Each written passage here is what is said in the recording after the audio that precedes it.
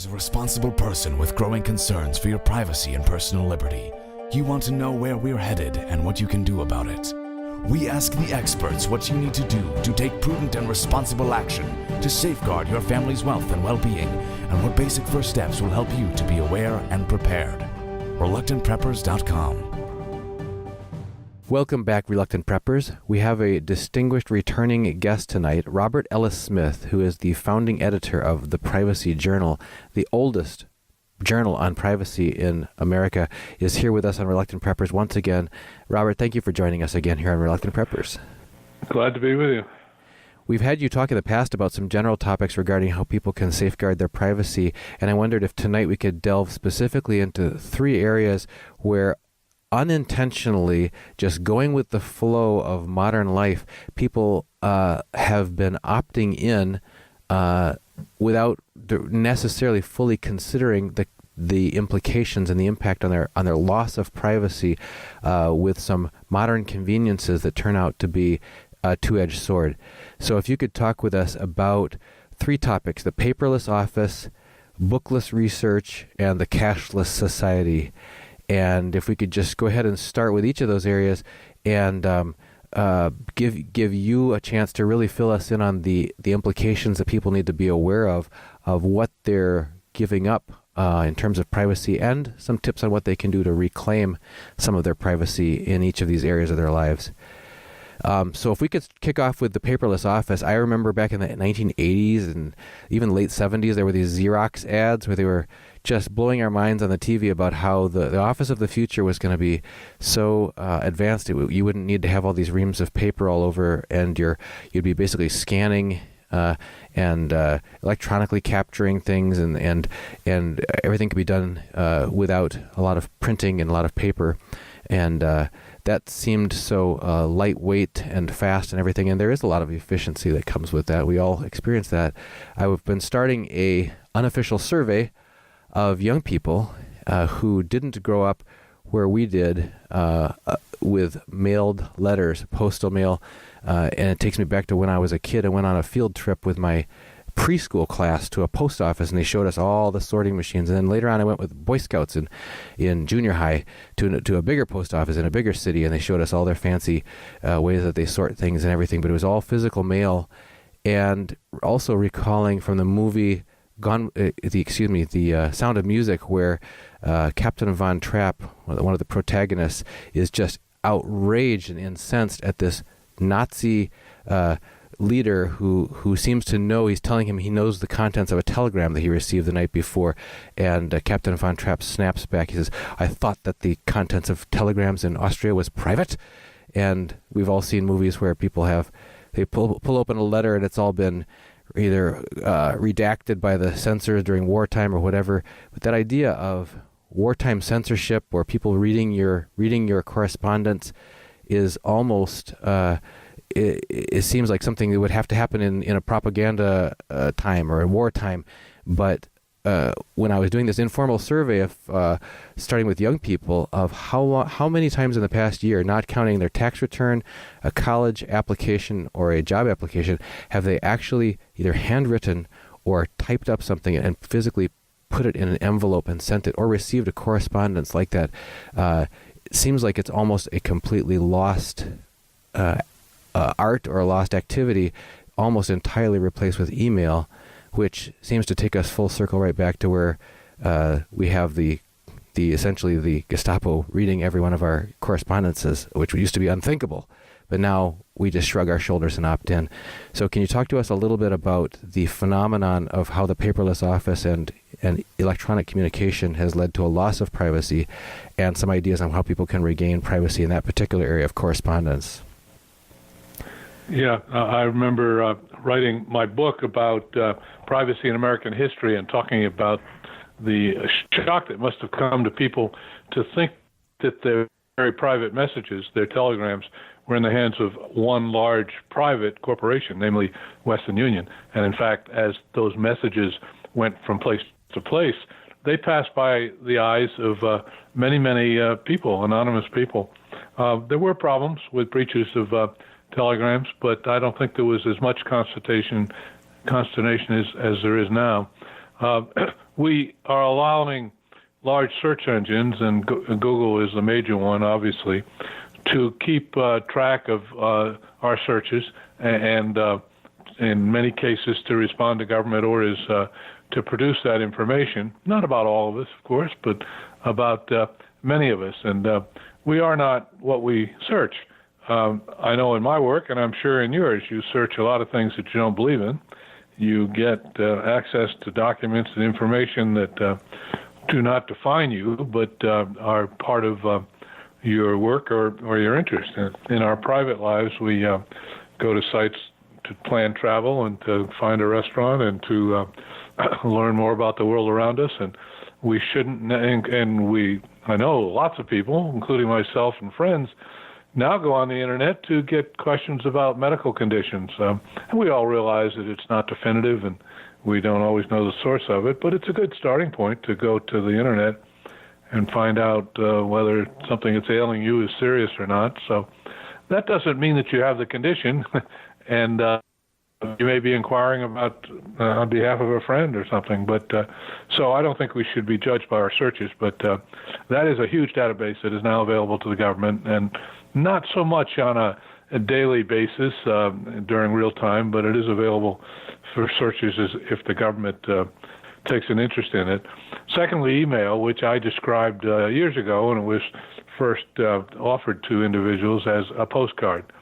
It will most likely find itself, your message, to the people you intend it to without any intrusion, but you must know that it's not a sealed envelope, even though that we call it mail, and people should realize that. It's really akin to a postcard. And as you were asking whether we have, in fact, exchanged handwritten or even typed correspondence with somebody else in a sealed envelope, I was thinking of a postcard. I'm not sure that we receive many postcards anymore either. But people should regard email as a postcard, something that in most cases will not be read by others simply because there isn't that capability, that interest to do it on that massive scale. But nonetheless, we should treat it as not a first-class sealed letter, but as a message that, like the telegram in early days, is available to many prying eyes if, in fact, they care. And then the next area is online banking. I experimented myself when it first became offered because I found it a great possible convenience. And I tested it first. I had heard rumors that it disclosed Social Security numbers and that it disclosed all sorts of other things about ourselves. And I tried it only with minor payments and with an account that had only a few dollars in it, and was satisfied that it was a very good service and that the chances of invasion of privacy were quite low. As people may or may not know, during most of the period prior to the internet, the government required the photocopying, the capturing of the front and back of every single check that passed through your account, so that that information always had been preserved and available to the government, and they needed very little cause to get at it. Well, that information now is available in digital form, as most people know. Sometimes a copy of the check or simply a notation of the electronic signal that was sent in payment of an obligation or as a deposit into your account. I'm satisfied that the possible invasion of privacy is worth it on that count. Those are several of the areas where everything now is digital, and it does mean that it is kept in a database. There is a concept of protection by fog, which is the concept that just because of the massive amounts of digital information available, that's a protection of privacy in itself. The information available is just so vast that no one agency, no one individual, no one government can really keep track of it all. So maybe that'll give us some reassurance. But we are in a new era now where this information that we generate is being stored in giant archives, and to some extent we know the availability, but to another extent we don't. It does generally require a court process to get at your bank information. and the same is true of emails. They do have some legal protection, but search engines don't. They don't require a federal process for the government to get at them, and the search engines have shown themselves quite willing to provide that information. Is there such a thing as an anonymous search that you can do using your own computer at home without having to go to a library or something like that to use their computer? Yes, indeed. First of all, you can mask your IP address. I'm not sure how that is done, but that can be done.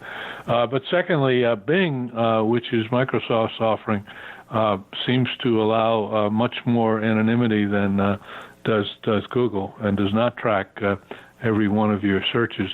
There is a service in Holland named iQuick, which is a search engine that does no tracking whatsoever. So that is available to people.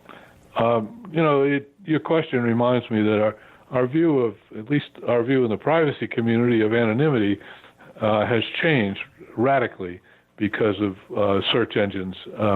We used to argue the right of people to be anonymous, whether involved in political speech or correspondence or personal activities.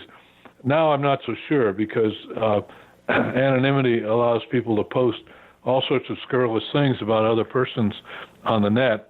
They may be provoked by some personal confrontation. They may not be. They may simply not have a life, and in the privacy of their home want to smack talk other individuals and make their life miserable. Well, we're seeing an awful lot of that, and indeed some of the sites that are encouraging this are located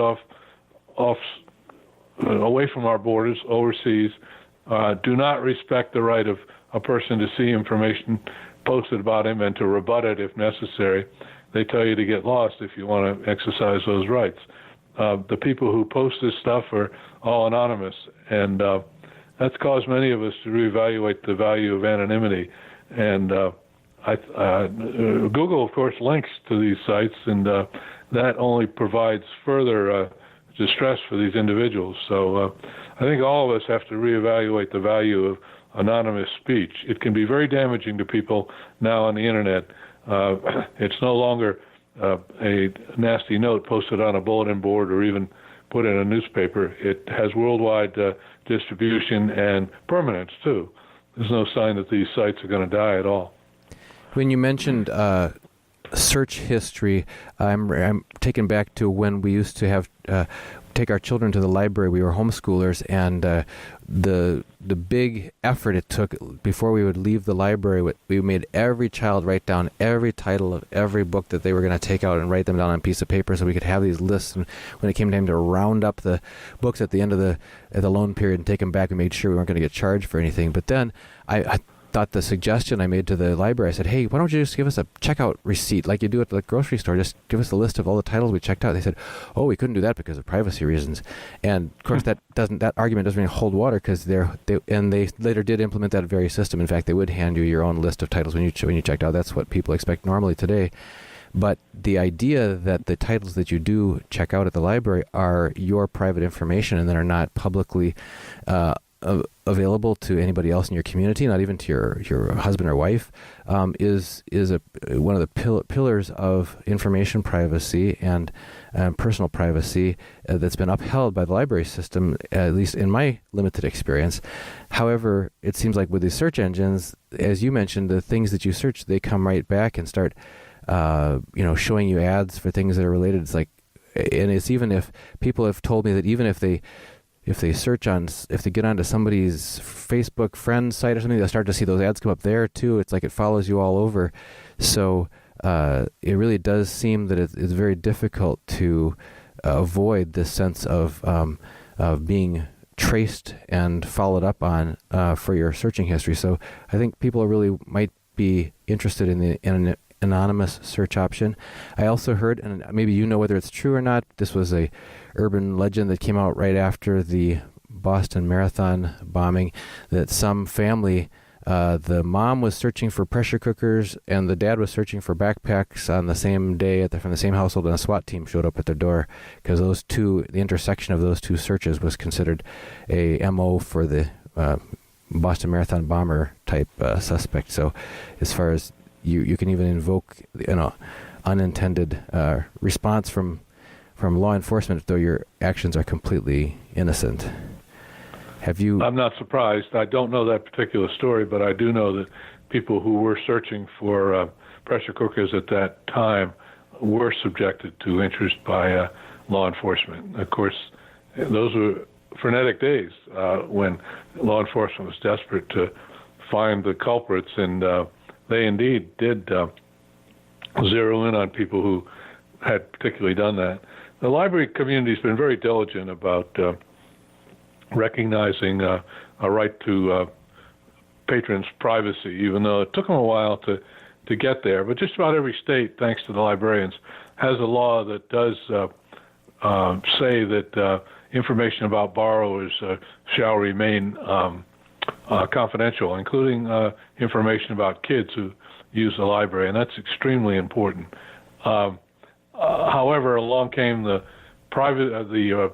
Patriot Act right after the bombings in 2001, and that in essence told librarians that they couldn't resist government demands for information about people who use the library, and indeed imposed what's called a gag order, ordered librarians not to even notify anybody that they had faced such a demand, even a lawyer who could help them out. Well, that's been released somewhat, and the gag order is no longer in place. But it is true that law enforcement has a particular interest in library records and will try as hard as they can to get access, sometimes bullying librarians, sometimes deceiving them about what the law does and does not require. But mainly in every state, there is protection for librarians not to release that sort of information. Well, the same thing does not apply, once again, to web searches. And it's interesting that we used to tell people to use a library if they wanted to have an anonymous search and not have it traced to them. Now, the reverse may be true, and it may be wise to use your home computer for sensitive searches, because you can delete the history at the end of the day. You can't always be sure that a librarian is going to delete your searching fingerprints trail, your footprints at the end of the day. I've gone to some libraries and found out that they did not delete any of that. So perhaps it's best, if you have sensitive searches, to do them at home. And unpredictability is always a protector of privacy. One should alter one's searches, do them at different times of day, maybe alter the language you use in a search, that sort of thing, so that any pattern that you may establish is disrupted at some point, and that'll throw the research, throw the investigators off track, I think. You mentioned earlier Social Security numbers, and I was looking up and checking out. I thought it was related to a response to the Great Depression and part of the great government response to that. And it looks like it did start in 1936. And one question is, since our country started essentially with the Declaration of Independence in 1776 and the Constitution later on, how did we get along for the first 160 years of our country's history without anybody having a Social Security number? And why is it considered absolutely, essential today? And you can't open a bank account, you can't get a job, you can't do a whole bunch of things without a Social Security number. Yeah, well, the answer in short is we didn't have a system of providing government-sponsored pensions for individuals, and because there was so many millions to keep track of, the government said that it needed a number to keep track of people. It swore, it promised, it said over and over again that this number would not be used for any other purpose. And that was a very big concern in the 1930s when this was first established, especially by labor unions who thought that it would be used to blackball certain union members. And many immigrants said, we came to these shores to escape that kind of enumeration in Europe, and we're afraid of it.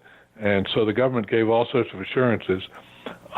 In the mid-40s, under the Roosevelt administration, it became the taxpayer ID number, and that's when the floodgates opened. It became the Medicare number about a decade later, and on it increased, and then there was a kind of a cessation of that trend, and maybe even a reversal finally in the late 1990s. But it is used as a bank account identifier, if not the bank account number, but a bank identifier.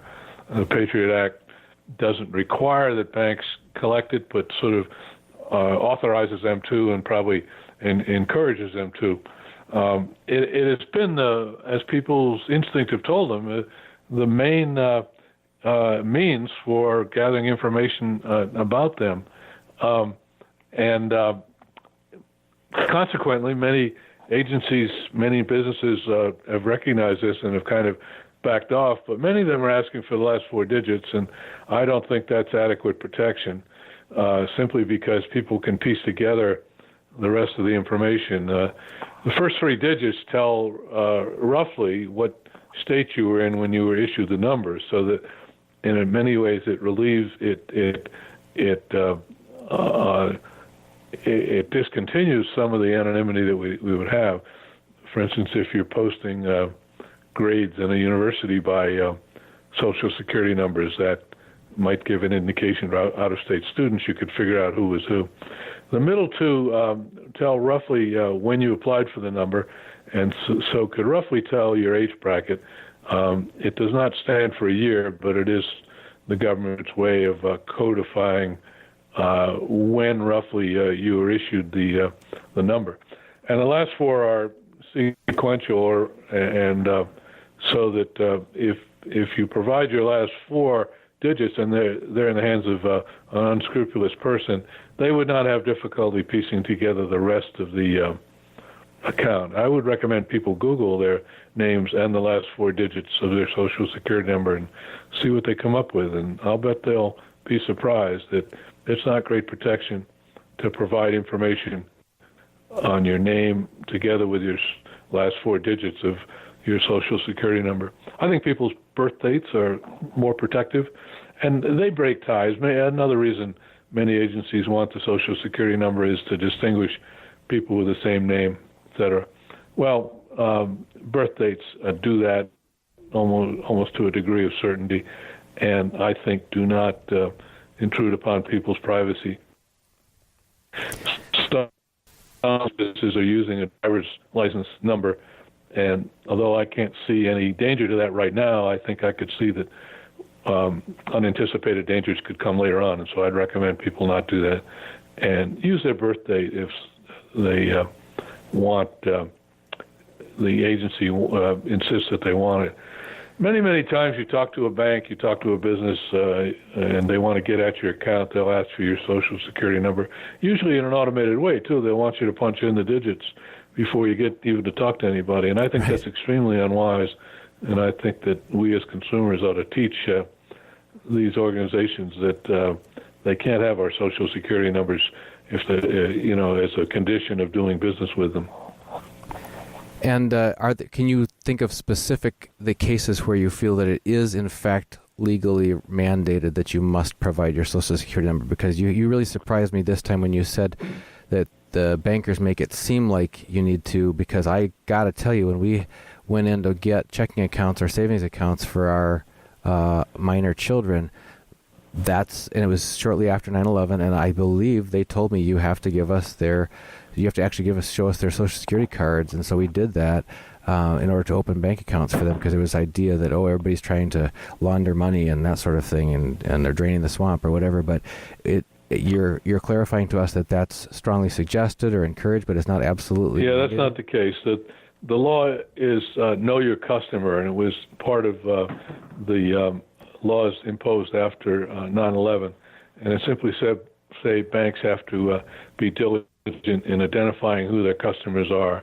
That usually means they'll want a driver's license, but they interpret that as encouraging demands for Social Security numbers, sometimes even demanding the Social Security card, which a lot of people don't have. But that's not the law. The law is simply that banks have to identify you with some degree of certainty and have to explain to the government if they weren't able to do that. So It is the Medicare and Medicaid card for medical insurance purposes, although I believe now the U.S. Department of Health and Welfare has discontinued that. So that was the last bastion, really, of required the demands for the Social Security number. It is our taxpayer ID number. That's the way. It didn't originate that way, but that was the second extended use of it. I think that's proper and generally safe to provide that for any tax-generated transaction, including getting a job. Even I think they're entitled to have your Social Security number for reporting purposes. You may be able to argue you don't care. Well, no, wait a minute, that wouldn't help, no, because they are obligated to report income, but the income from interest is so slight, you wonder why they even worry about it. But any transaction that is connected to taxes, I believe, is a legitimate request for a Social Security. I don't think it's legitimate to demand it of students, whether in higher education or at the secondary level. Some states have laws that it can't be demanded. So we have a law in this state, in Rhode Island, and you can only guess who was the one that pushed for it, but that companies cannot ask for Social Security numbers as a condition of doing business. And we amended it a couple of years later, saying they couldn't demand all or part of the Social Security number. Unfortunately, it doesn't cover financial institutions, but other than that, utilities, for instance, now cannot demand it in the state of Rhode Island. Back to the financial topic then, speaking of the cashless society, you mentioned specifically online banking, and but can you talk to us about the natural, does any of this have to do with natural law? And maybe that's something that you have studied or some of your contributors have studied that you've allowed as an editor into your publication. What does natural law have to say about the intrinsic rights of the individual to privacy, and is our financial life one of those areas where we need to be wary not to surrender our natural right to privacy? Well, more than natural rights, it's in our Constitution that any rights, it's in our Bill of Rights. Any rights not enumerated here in the Bill of Rights is retained by the people, and it's not commonly used by lawyers who are protecting constitutional rights. I think it was Madison who said that we can't enumerate every single right here, and I think it was Ben Franklin, who said we might just as well put into the Constitution that a man has a right to wear a hat. We're not going to be able to enumerate everything, so we want this all-purpose amendment that will say if we didn't think to include it, it belongs to the people. It doesn't belong to the government. So that's one protection, and that's one place where the right to privacy derives. I think it also derives strongly from the First Amendment, which says that there is a right not only to practice one's religion freely, but to enunciate and to hold beliefs free from government intrusion. And you can't very well do that unless parts of the brain are sacrosanct from government intrusion. That's, I think, where a lot of the privacy rights derive, and call that a natural right if you will. I think that what some of the great philosophers of Europe were talking about prior to the founding of this country were natural rights of privacy, the right to be let alone, including the right to not have the king be able to intrude upon your residence, regardless of how humble it was. But that was a holding of English law for many, many years, and really found its way into our Constitution in our Fourth Amendment. Yeah, that's where we start to get really close to the heart of the matter here about when our thoughts can be tracked, and by evidence of our thoughts, then how much do we surrender the right to even have free thoughts, and not that they would be consequences would come down on us, and we would lose privileges in this fully connected and digital age because we're having the wrong thoughts or showing evidence that we're having the wrong thoughts. certainly that can be by what we searched or what we read or what we transmitted in writing, but even or what we transacted. So what you've mentioned in the past, just briefly, the idea of about you had a term for it. I don't recall what the term was. Something about our thought privacy. On tonight's conversation? No, it was in a previous interview that we did. Well, there's a concept I really like, devised by a federal appeals court called personhood. That's really what we're talking about. It's the sanctity of the individual, I think, to hold thoughts and to hold beliefs and to act on those and to advocate points of view and to practice religion. I think it's personhood. He said that these are the casual activities of walking down the street, of strolling in the park, of walking around and not being able to give a good account of yourself, of wanting to ride a bike instead of an automobile. He called it personhood, and I think privacy raises the concept of autonomy, and I think that, too, has always helped me, that when we think of privacy as protecting secrecy, it only gets us so far. Privacy really protects the autonomy of the individual, the right to live one's life free of intrusion, especially if the way one conducts one's life is not bothering anybody else. So call it autonomy or personhood. I think that the right to privacy subsumes both of those concepts. Yeah, this is exactly where I hoped we could get to. And when you mentioned one more that I had completely left off of the questions I'd asked you, and that's a freedom to move about freely. In fact, I think that one is also mentioned explicitly in the Constitution, is the ability, the right of free people to be able to move from place to place. But again, we have now the Easy Pass tracker on our vehicle so that we can save a few minutes of the drive and save a few cents or dollars each time we go on a tollway. But now our vehicle's every movement is being tracked on the interstate. And is that yet another? Now we have what they call safety cameras popping up all over the metro where we live. And supposedly this is causing a great revenue source for the local police department from all their red light tickets that they're able to hand out automatically this way without ever having an officer on the scene, because everybody's being observed all the time. And there was an article about 2 years ago that came out where I believe it was San Diego, California Police Department asking individual homeowners to opt in for the police to be able to monitor their household video cameras while they're away at work and that sort of thing, so that they could help guard against intruders, that sort of thing. In how many areas of our society are we unknowingly just surrendering, just abdicating our natural right to autonomy and essentially, as you mentioned, free choice, free speech, freedom of movement, freedom to do what we choose, as long as it doesn't infringe on the rights of others? Yeah, first of all, the right to travel has been recognized as part of the Constitution by the U.S. Supreme Court. Most of those cases involve access to passports, if you were controversial, or the right to travel abroad, restrictions on your travel. Some of those cases, though, have involved domestic travel or domestic residency, that states can impose certain residency requirements that are going to limit the right of people to move freely among the states. And we have just experienced in this past week the most massive restriction on individual travel in American history, and it's being imposed on people who have proper documentation to at least be residents of the United States and to have extended stays here.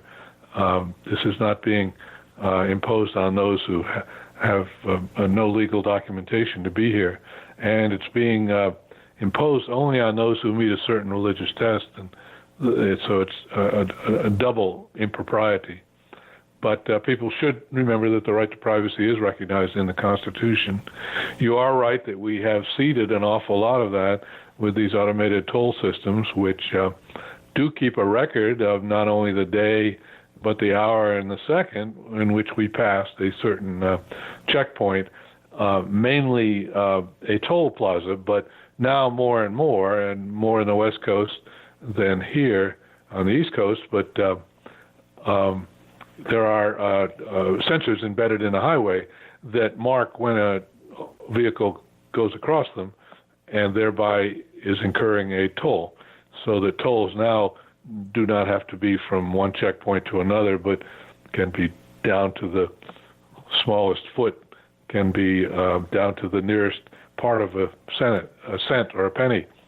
And yes, indeed, we have given over to the government the entitlement to keep track of our movements in that way. And that information is preserved, and some law enforcement investigations have demanded that information to try to test mainly the alibis of people who said they were not there at a certain time, when in fact the toll system can provide documentation of an alibi, or the opposite, the lack of an alibi. And then the cameras throughout metropolitan areas and have certainly intruded upon the right, maybe we shouldn't call it travel, but the right to move freely from place to place. And it's been a great boon to law enforcement, yes, I realize that, but it has also been used for frivolous purposes, and it's a way for the press to get exciting stories. But we now, I think, have totally lost the right to move throughout a city without documenting our movements. And there are those that say, both with automobile surveillance and individual surveillance by camera, that when we're in public, we give up the right to privacy, and that's not true at all. There are many activities that take place in public that are regarded as being protected by the right to privacy, including certain political activities and the right to read if you happen to do it in public. But what's very intrusive about this current environment is that we're not simply subjecting ourselves to the eyes of an alert police officer or somebody who's stalking us. We're providing a blow-by-blow record of where we are during any given day, and it is preserved in perpetuity in many cases, both as a digital footprint or as a camera video record. And that video record can be accessed, can be searched, can be researched by face recognition, by somebody who meets particular facial characteristics, so that it's not an idle database. It's a very active one, and that makes it wholly different than the kind of observation we have put up with in the past, because now that video record can be searched by various criteria and turn up ourselves. You certainly put your finger on what we have done here. It's very obvious that both by accepting automated tolls, in many cases we do it because of the convenience, we have kind of given up ground on the traffic light cameras. I don't think it's safe. I don't think it's correct to say we've agreed to that, but it has been imposed upon us and has come about. And also in rural areas too, there are cameras keeping eyes on freeways and other highways. Not to mention drones that have the ability to track people and to discover their movements. Also little attachments to the bumpers of people's cars that can be linked to satellites and thereby track people's movements in a vehicle for days and days and days, as long as that battery lasts. We have allowed a society and an environment in which all of that now is possible. And we don't feel the impact of that if we're law-abiding citizens, but we have allowed the government to impose upon us a system that may at some time be turned against us. And in the end, what if a person wants to reclaim some semblance of their innate rights to autonomy and personhood, freedom of movement, of thought? That's the other thing in each of these areas. When these things came out of the physical realm and moved into the virtual electronic realm, it's like we almost entirely lose the ability to have ownership of it and control over it. You know, if you mentioned reading a book in public. Okay, if you're reading a book in public, what the contents is of that book is your own private knowledge, because you're holding an asset. That asset contains information. You have it. It's in your possession physically, and you can avail yourself of that information as nobody's business around you. But if there are no books, we always talk about, the Nazi society was terrible from book burning. Book burning is just almost synonymous with totalitarianism and that mind control and all that's horrible. 1984. But look, ask many people, how many times have they read a physical book versus how many times they've searched online or done e-books and that sort of thing. If we are opting out of a society where there won't be books, and now we're just the only time you can read is when you're reading by permission of the system and by tracking of the system, it's a mind shift that people have to think about. Same with the cashless society. If you can't hold money, the various countries are making it, India and others are pressing to get rid of their higher denominations down to very low denomination bills, and more and more and more of our transactions have become electronic. So if you can't hold your funds, then if you want access to your money, it's not really yours if you can't hold it. You've got to go ask permission to get it and move it to someplace else where you still can't hold it, that kind of thing. What can we do to reclaim any semblance of this innate right to autonomy over our thoughts and our movement and our privacy? I discovered just last month that my Kindle device had been hacked, and that was a very scary notion to think, first of all, that there would be any interest in doing that, and secondly, that could be done. And I was told by the Kindle people that was a means of hacking into my desktop computer. And a very scary notion, but it illustrates to us exactly what you're saying, that when you're using digital forms of learning, you do make yourself vulnerable to tracking of that information acquisition. I think that I can give some general principles. One, I've already said, that alter your patterns. Write a physical check here and there every so often, and sometimes use a credit card, sometimes use a debit card, sometimes use a different credit card. I always think you should use a separate credit card online, because if things go bad, it's hacked, you can simply discontinue that account without much inconvenience. So I would strongly recommend to use one credit card for online and one credit card for offline activities. But don't use the same credit card for your whole life, because that does create an archive of your comings and goings and your commercial purchases. So vary it, change the pattern. I think that's anybody who's in the spy business will tell you that's what you do. You don't leave yourself open to patterns. Don't drive to work the same way every single day. Vary that. Secondly, know all you can about the technology and how it works, and make sure you can confront any claims about the technology. I remember in the early days of computing, I'd ask why they wanted my Social Security number, and the answer always was, well, the computer demands it. Well, that wasn't true at all. But we should know the capability of technology and make it work for us. I think we should use the technology for the important things in life and not frivolous things. I just think it's irresponsible to put up pictures of us in a drunken state or half-dressed on Facebook and really think that all of this really powerful communications technology was created for that purpose. It was not. It was keeping in touch with both our personal acquaintances, our family, and our career associates. And I think it ought to be approached much more seriously, and we shouldn't be awed by some of the frivolous applications of technology that are offered to us. And I think we ought to develop a psychological sense of privacy, too, as well, that we ought to think of ourselves as foils to the government, not as cooperative pawns of the government. We are, after all, citizens, and many, many times I have exerted my rights to privacy. I have refused to give up certain information, and maybe it's provided only psychological sense of privacy, but I think that's important. I think some of my friends would say otherwise known as shooting yourself in the foot. I have done without transactions that I would not, because I would not provide a social security number or give up certain information. I don't use Facebook because I never trusted it, never at all, and people think maybe that I'm old-fashioned.